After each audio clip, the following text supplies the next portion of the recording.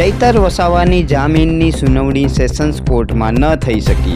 પોલીસે સોગંદનામું રજૂ ન કરતા આગલી તારીખે સુનાવણી થશે. શરૂઆતથી જ આ કેસમાં પોલીસ તંત્ર સત્તાના ઇશારે આદિવાસી નેતા પર દમન કરી રહ્યું છે. શું આ લોકતંત્ર છે? સત્તાના ઇશારે સેશન્સ કોર્ટમાં પોલીસનું સોગંદનામું રજૂ ન થયું. તેના કારણે ચૈતરભાઈ વસાવાને આજે જામીન ન મળ્યા. પોલીસ તંત્રનો ઉપયોગ કરી ભાજપા વિપક્ષના યુવા નેતાઓને સમયાંતરે હેરાન કરે છે. સત્તાના વટાણા વેરાઈ જવાની બીકના કારણે સત્તા વિપક્ષના યુવાનોને હેરાન કરે છે. નમસ્કાર, આવાજ જનતા કીમાંથી હું દતેશ ભાવસાર.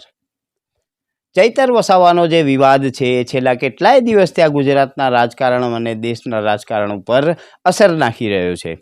ત્યારે આજે ચૈતર વસાવાની જામીન અરજી સેશન્સ કોર્ટમાં મૂકવામાં આવેલી હતી, પરંતુ વિચિત્રતા એ છે કે પોલીસ માત્ર એક સોગંદનામું રજૂ ન કરી શકી. એના કારણે આજે ચૈતરભાઈ વસાવાની જામીનની સુનાવણી ન થઈ.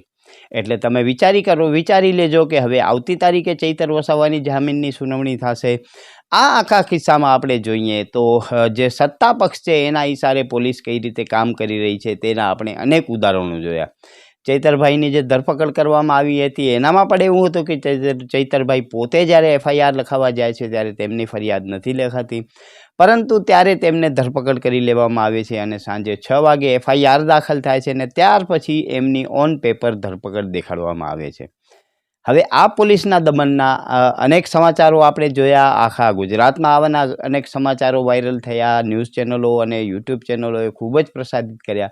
તે છતાં જ્યારે ચૈતરભાઈને મળવા માટે એમના પરિવારવાળા જાય છે તેમને પણ મળવા દેવામાં આવતા નથી. રાત્રે લોકો ત્યાં LCBની ઓફિસે વિરોધ કરે છે, તેમને પણ બગાડી દેવામાં આવે છે. આમ આ આખો કિસ્સો છે. આ આખા કિસ્સાને હવે સત્તા અને વિપક્ષની વિરુદ્ધ લેવામાં આવે છે. જો કે તમને એક વાત હું સમજાવી દઉં જે મારા મગજમાં બેસે છે, કેમ કે અત્યારે જે લોકોની સત્તા ડગમગાય છે એ લોકોને સૌથી મોટો વાંધો એ છે કે આ પરિસ્થિતિમાં જે યુવાનો રાજકારણમાં આવે છે, જે ભણેલા ગણેલા લોકો રાજકારણમાં આવે છે, તેઓથી એમનું સિંહાસન ખતરામાં છે. એટલા માટે જ તેઓ જે યુવાનો છે તેને પસંદ નથી કરતા. એટલા માટે જ આવા યુવાનોને યેન કેન પ્રકારે હેરાન કરવાની વાત છે. તમને ધ્યાનમાં હશે કે અતીતમાં પણ ચૈતરભાઈ વસાવા જ્યારે જંગલ ખાતાની જમીનનો એક વિવાદ થયો હતો ત્યારે પણ મધ્યસ્થથી કરવા ગયા હતા અને ત્યારે પણ એમના વિરુદ્ધ આવી જ કલમો લગાડી અને તેમને હેરાન કરવામાં આવ્યો હતો. આ કિસ્સામાં પણ એવું છે કે સામાન્ય બોલચાલની આ વાત છે અથવા તો જે કાયદાકીય મેટર છે એ જે હોય, પરંતુ એક સામાન્ય ગ્લાસ મારવાથી જો 307ની કલમ લાગતી હોય તો હું માનું છું કે આપણે આત્માને પૂછવો પડે, પોલીસને પોતાનો આત્માને પૂછવું પડે કે શું એ પોતાની રીતે સાચી કાર્યવાહી કરી રહ્યા છે. અને તેમને ચિંતન કરવાનું થાય કે સત્તા તો આજે એક પક્ષની છે, કાલે બીજા પક્ષની છે, પરમ દિવસે ત્રીજા પક્ષની આવશે, પરંતુ પોલીસે કાયદાની મર્યાદામાં રહીને કામ કરવાનું હોય અને કાયદાનું માનવાનું હોય. પરંતુ ગોપાલ ઇટાલિયાએ સ્પષ્ટ કહ્યું કે પોલીસ કાયદાનો નહીં પરંતુ ભાજપનું માને છે. હવે આના બાદ એવું થયું કે જ્યારે ગોપાલ ઇટાલિયા એમના જામીન કરાવવા માટે ત્યાંની સ્થાનિક કોર્ટમાં જાય છે ત્યારે એમના વકીલને પણ મળવા દેવામાં નથી આવતા. વકીલને કોર્ટમાં જતાં અટકાવવામાં આવે છે. તેના ગહેરા પ્રત્યાઘાતો પડ્યા છે અને આખા ગુજરાતમાંથી અનેક બાર એસોસિએશને ગુજરાત બારને પત્રો લખી અને આના વિરુદ્ધ કાર્યવાહી કરવા માટે જણાવ્યું છે. આગામી દિવસોમાં એ પણ અલાયદી લડત થશે, પરંતુ આજની તારીખમાં જોઈએ તો ચૈતરભાઈ વસાવાના જામીન આવતી તારીખ સુધી હવે નથી થવાના અને ચૈતરભાઈ વસાવા વડોદરાની સેન્ટ્રલ જેલ ખાતે જ રહેવાના છે. એક સામાન્ય જે સોગંદનામું છે એ ના આવે ને એના કારણે કોઈ વ્યક્તિના અધિકારોનું હનન થતું હોય એ પણ ખૂબ જ ગંભીર બાબત છે.